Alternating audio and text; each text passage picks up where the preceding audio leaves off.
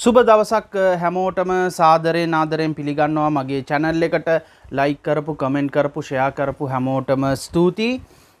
ඔය කට්ටියගේ හැම message එකක්ම හැම comment එකක්ම කියවලා මම නිසි පිළිතුරු ලබා දීලා තියෙන්නේ. සමහර අයගේ මම messages comment hold කරලා තියෙනවා. ඒවට නිසි පිළිතුරු ලබා දෙන්න. ඉතින් වරදවා හිතන්න එපා. මම ඒ අයටත් මම නිසි පිළිතුරු මම ලබා දෙනවා.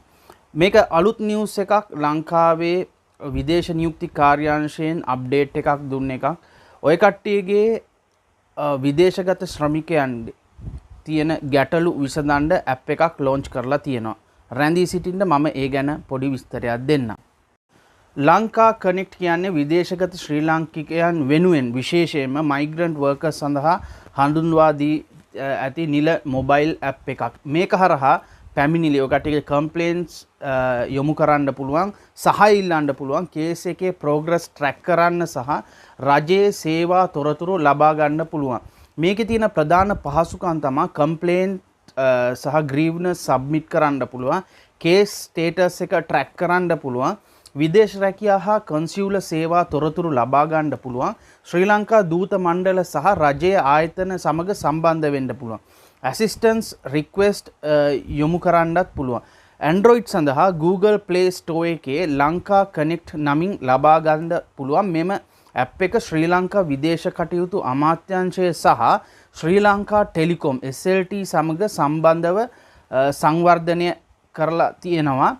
ඔබ කුවේට් වල සේවය කරන ශ්‍රී ලාංකිකයෙක් නම් ලංකා කනෙක්ට් ඇප් එකෙන් කම්ප්ලේන්ට් එකක් දාන විදිය හෝ ඩවුන්ලෝඩ් ලින්ක් එක ඕන නම් මට කියන්න. මේත් එක්ක මම වීඩියෝ එක SLT එකෙන් රිලීස් කරලා තියෙන වීඩියෝ එකත් මම මේකටම අමුණලා තියෙනවා.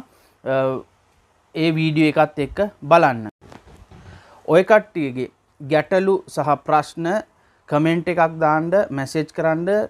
කුවේට් එයාපෝට් එක සම්බන්ධයෙන් ඔය කට්ටියට මොන හරි ගැටලුවක් තියෙනවා. මම දන්නවා මේ දවස්වල ටර්මිනල් 4 සහ ටර්මිනල් 5 විවෘත කරලා තියෙනවා ඔබගේ ගමන් කටයුතු සඳහා. ගොඩක් අය කන්ෆියුස් වෙලා ඇති ටර්මිනල් එක කොහොමද දැනගන්නේ කියලා. ඉතින් ඒ ගැන වැඩි විස්තර දැනගන්න ඔය කට්ටිය කමෙන්ට් එකක් දාන්න, නැත්නම් මැසේජ් කරන්න. මම ඒ හැම මැසේජ් එකකටම හැම කමෙන්ට් එකකටම මම රිප්ලයි කරනවා. එහෙනම් හැමෝටම සුබ දවසක්. ඊළඟ වීඩියෝ එකකින් හම්බෙමු.